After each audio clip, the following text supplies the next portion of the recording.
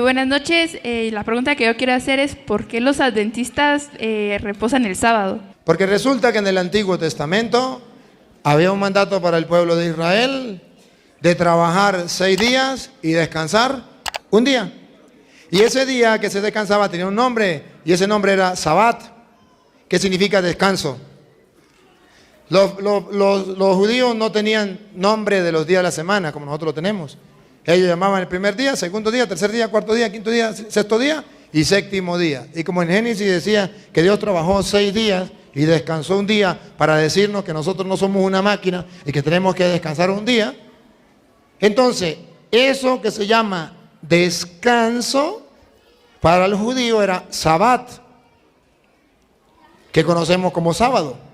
Pero no era un nombre de un día de la semana. Era algo que había que trabajar 6 días y descansar un día. Y el pueblo guardaba ese mandato de Dios, que hay que guardar el día sábado, día de descanso. Hay que trabajar 6 días y descansar un día. Y el que no descanse un día a la semana, después la plata que se ganó trabajando, la tiene que gastar en las enfermedades o en los problemas que le venga después, porque el cuerpo se lo va a cobrar. Porque cuando Dios pide que descanse un día es por algo. Él nos fabricó, Él nos hizo y sabe lo que necesitamos. Ahora bien, en el Nuevo Testamento ya no debemos guardar el sábado. Fácil, ¿por qué? Porque eso era una ley de la antigua alianza.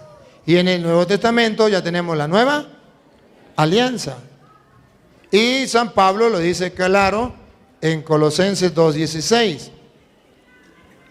que ya para nosotros nadie nos venga a criticar por lo que vamos a comer o por no guardar el día sábado. Óigalo.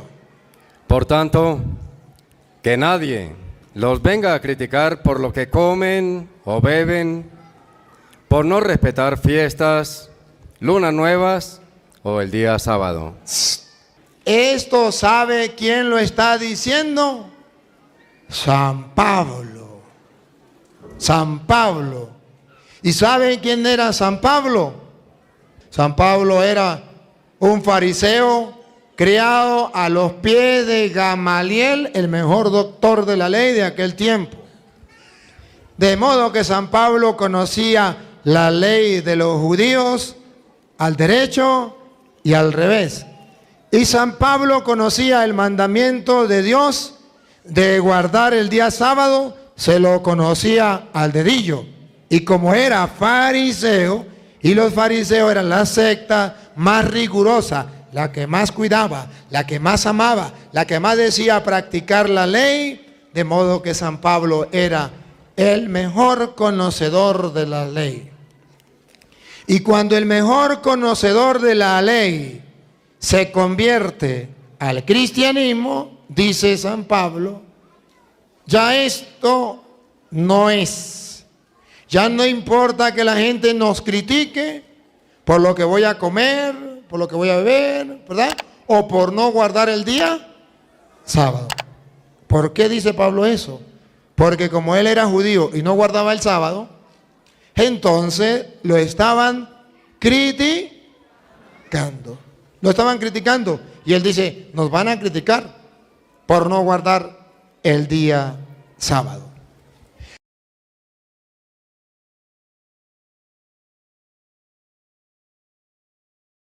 Con respecto a Colosenses capítulo 2, efectivamente, el apóstol Pablo dice que Cristo clavó en la cruz a todos nuestros pecados, los anuló y les puso fin con su sacrificio en la cruz. Él lo dice en el versículo, los versículos anteriores. En el versículo 13 dice, a vosotros estando muertos en pecados y en la incircuncisión de vuestra carne, os dio vida juntamente con Él, perdonándoos todos los pecados, anulando el acta de los decretos que había contra nosotros, que nos era contraria, quitándola de en medio y clavándola en la cruz. Y despojando a los principados y a las potestades, los exhibió públicamente, triunfando sobre ellos en la cruz. Está hablando de cómo Cristo venció a Satanás y a todas las huestes del mal y ganó la victoria en la cruz del Calvario. Y luego él sigue diciendo, por tanto, nadie os juzgue en comida o en bebida en cuanto a días de fiesta, luna nueva o días de reposo.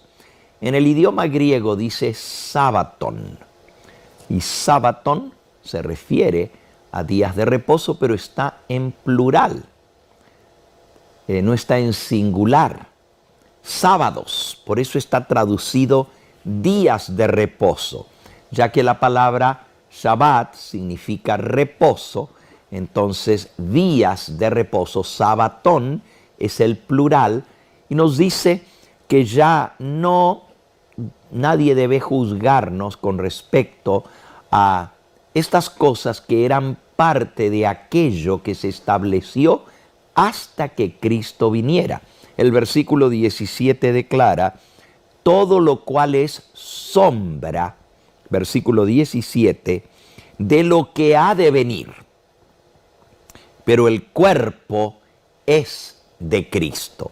Así que todo aquello que era sombra de lo que había de venir, que era Cristo, ahora al llegar Cristo, todo aquello que era símbolo, como los eran comidas y bebidas, días de fiesta, luna nueva o sábados, todo eso era hasta que Cristo viniera. La expresión comidas y bebidas no se refiere a que ahora podemos comer de todo, sino se refiere a las comidas y bebidas de la ley de sacrificios por el pecado. Antes que Cristo viniera, se ofrecían corderitos y ofrendas de comidas y bebidas para expiación por los pecados. Pero ahora que ya Cristo está, no necesitamos ofrecer estas cosas. En el mismo libro de Hebreos, en el capítulo 9, dice en el versículo 9, lo cual es símbolo para el tiempo presente, según el cual se presentan ofrendas y sacrificios que no pueden hacer perfecto en cuanto a la conciencia al que practica ese culto. Noten, todo eso era símbolo. Se presentan ofrendas, sacrificios por el pecado, que no son los que limpian la conciencia del pecado al que practica ese culto. Versículo 10, ya que consiste solo de comidas y bebidas, de diversas abluciones y ordenanzas acerca de la carne impuestas hasta el tiempo de reformar las cosas. Esa ley de sacrificios por el pecado que se instituye desde el mismo momento que entró el pecado, Dios establece que se mate un cordero para cubrir a Adán y a Eva de su pecado, y de allí en adelante sus hijos y todos sus descendientes traían un corderito y lo ponían sobre el altar y lo sacrificaban, poniendo fe en que un día Dios enviaría a su Hijo como cordero a quitar el pecado del mundo. Era un símbolo. Comidas y bebidas que se ofrecían en relación con estos sacrificios por el pecado. Los días de fiesta eran los días que Dios estableció y están en Levítico capítulo 23. Eran 7 fiestas anuales que Dios estableció para que el pueblo de Israel celebrara. La primera de estas fiestas solemnes era en el mes primero, Levítico 23, versículo 5.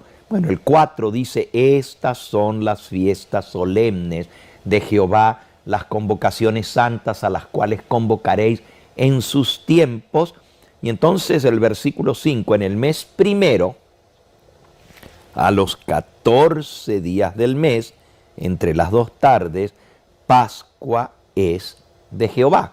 Esa era la primera fiesta, la Pascua. Se celebraba el 14 del primer mes y se mataba el cordero pascual.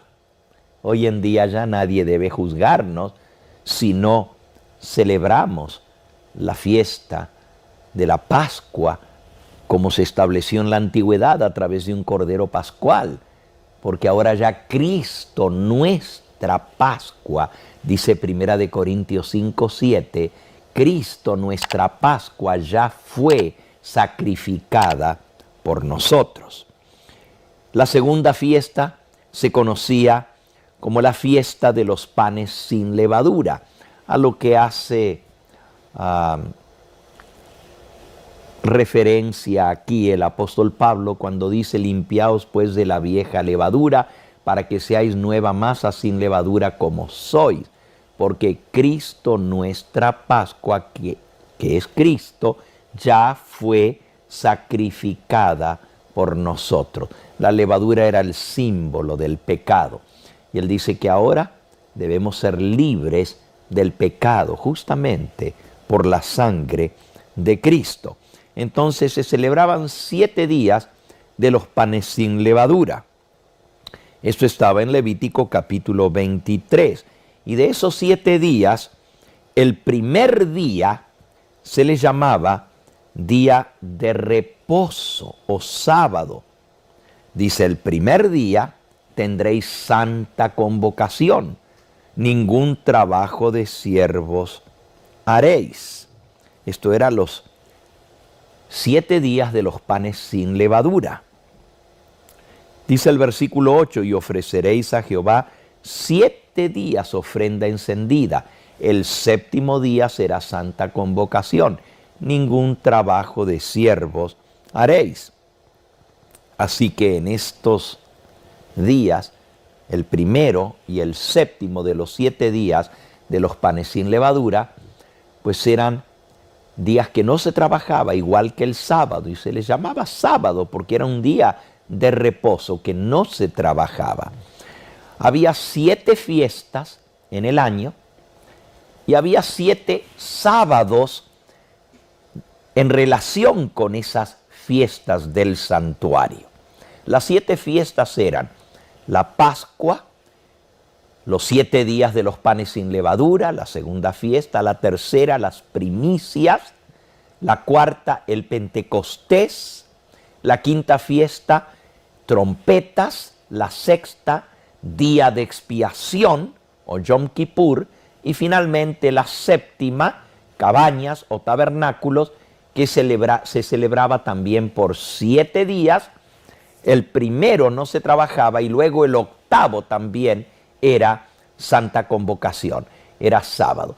Y de esas 7 fiestas había 7 sábados que caían en cualquier día de la semana según el día del mes. Y ese día no se trabajaba. Y esos 7 sábados, que podríamos llamarles sábados anuales porque caían una vez al año, eran el primer día de los panes sin levadura y el 7º día de los panes sin levadura. Van 2. Luego, el día de Pentecostés, que no se trabajaba, era sábado. Van 3. Luego el día de trompetas, el primer día del 7º mes, van 4 sábados.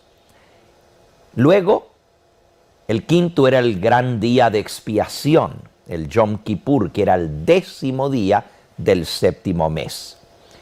Y finalmente, en la fiesta de las cabañas o tabernáculos, el primero de los 8 días era sábado, no importa qué día de la semana cayera, y el 8º se celebraba igual que el sábado. Así que eran 7 sábados anuales y 7 fiestas. Cuando Pablo dice nadie os juzgue en cuanto a comida o a bebida, se refiere a las comidas y bebidas de los sacrificios que se ofrecían con los sacrificios. Y si leemos Levítico 23, ahí vamos a encontrar que con cada día de fiesta se ofrecían sacrificios de animales y también se ofrecían ofrendas de comidas y bebidas. Así que cuando Pablo está hablando de que nadie os juzgue, es porque todo eso era símbolo hasta que viniese la realidad que era el cuerpo de Cristo.